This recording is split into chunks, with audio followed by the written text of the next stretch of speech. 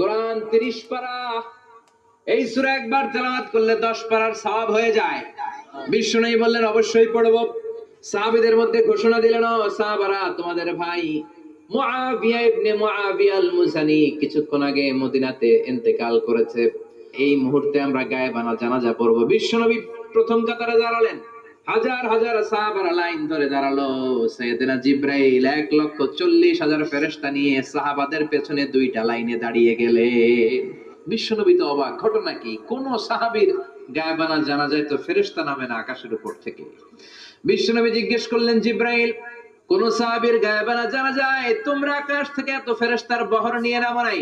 বলছে, আমার মুআবিয়া কি এমন ভালো গুণ ছিল, ভালো আমল ছিল, যার কারণে আরশের উপরে তার এত সম্মান, যার কারণে 1,40,000 ফেরেশতার বহর নিয়ে তোমরা দুনিয়াতে নেমে এসেছো।